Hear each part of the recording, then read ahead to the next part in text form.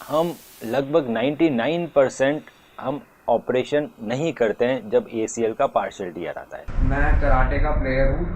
मैं इंडिया की टीम से रिप्रेजेंट कर चुका हूँ 2018 से लेकर अब तक। और मैंने काफ़ी सारे अपनी स्टेट के लिए, अपने देश के लिए मेडल्स भी जीते हैं नेशनल और इंटरनेशनल लेवल्स में। अपनी एकेडमी में ट्रेनिंग कर रहा था, जैसे मैं रोज करता हूँ, और मैं अपने पार्टनर के साथ पंचिस की ट्रेनिंग कर रहा था। और अचानक, और पंचिस की ट्रेनिंग में फुटवर्क बहुत ज़रूरी होता है, तो जैसे ही मैंने अपना लेफ्ट फुट आगे स्टेप आउट करा तो मुझे झटका लगा और मैं नीचे गिर गया। तो मैंने अपना पजामा उठा के देखा कि क्या दिक्कत है। तो मैंने देखा तो वहाँ पे बहुत ज़्यादा स्वेलिंग थी मेरी लेफ्ट नी में, और मेरा लेफ्ट नी फोल्ड भी नहीं हो पा रहा था जितना होना चाहिए।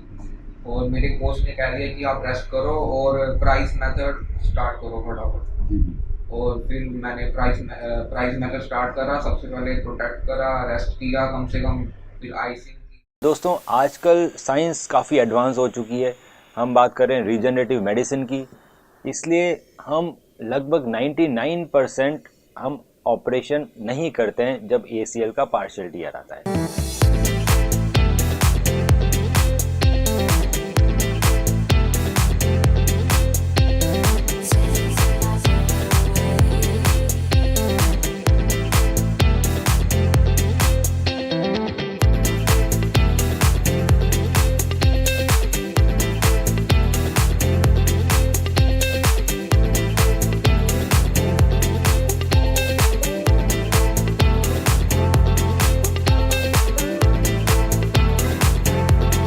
आजकल हम इसको रीजनरेट कर सकते हैं पीआरपी की मदद से।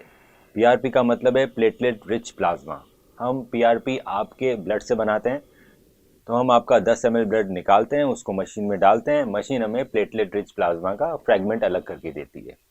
हमारे ब्लड के अंदर दो तरह के कंपोनेंट होते हैं। अगर मैं रीजनरेशन की बात करूं तो एक वो कंपोनेंट जो रीजनरेशन करना चाहते हैं, वो कंपोनेंट जो रीजनरेशन को रोकते हैं। जब ब्लड में ये दोनों बराबर बैलेंस में रहते हैं तो हमारी बॉडी नॉर्मल चलती है। हम पीआरपी की मदद से जो जो कंपोनेंट रीजनरेशन को रोकते हैं उनको हटा देते हैं और सिर्फ प्लेटलेट्स, प्लाज्मा और ग्रोथ फैक्टर को अलग कर देते हैं, जिनके अंदर रीजनरेटिव प्रॉपर्टीज होती है। जब हम ये पीआरपी आपके एसीएल के अंदर डायरेक्टली डालते हैं तब आपका एसीएल रीजनरेट हो जाता है पूरी तरह से, और आप पूरी तरह से फिट हो जाते हैं जैसे कि आप पहले थे। रिकवरी ऑलमोस्ट 70 से 80% आ चुकी है मेरी। बाकी मुझे काफ़ी सारा कॉन्फिडेंस फील हुआ है, और मैं बैक टू स्पोर्ट लग रहा है मुझे। मैं आऊँगा 100%, मेरे को श्योरिटी है अंदर से कि मैं अपनी स्पोर्ट्स में वापस जल्दी आ सकता हूँ, मैं 1 से 2 महीने के अंदर। बाकी जो स्टेबिलिटी, स्ट्रेंथ और जो बैलेंसिंग है, पहले से बहुत ज़्यादा मुझे फ़र्क हुआ है आपकी बताई गई एक्सरसाइज से। इस थेरेपी के कम से कम 2 से 3 सेशन लेने पड़ते हैं, और हर सेशन में हम 7 से 10 दिन का गैप एडवाइस करते हैं। जब ये 3 सेशन पूरे होते हैं तब धीरे धीरे रीजनरेशन होने में 2 से 3 महीने लगते हैं और आपका एसीएल पूरी तरह से बन जाता है जैसे कि वो पुराना था।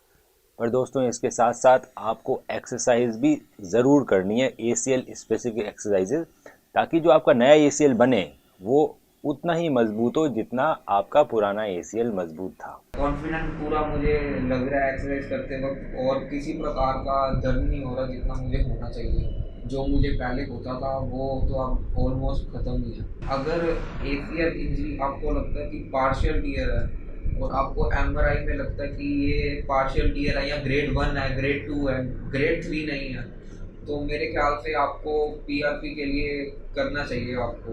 पीआरपी को लगाने का तरीका बहुत इंपॉर्टेंट है। जब पीआरपी सिर्फ हम जॉइंट में लगाते हैं तो वो कार्टिलेज को हील करता है, आपके जो मेनिस्कस टूटे हुए हैं उसको हील करता है, पर एसीएल में उसका इतना इफेक्ट नहीं आता है। तो एसीएल रीजनरेशन के लिए हमें पीआरपी को डायरेक्ट एसीएल में लगाना पड़ता है।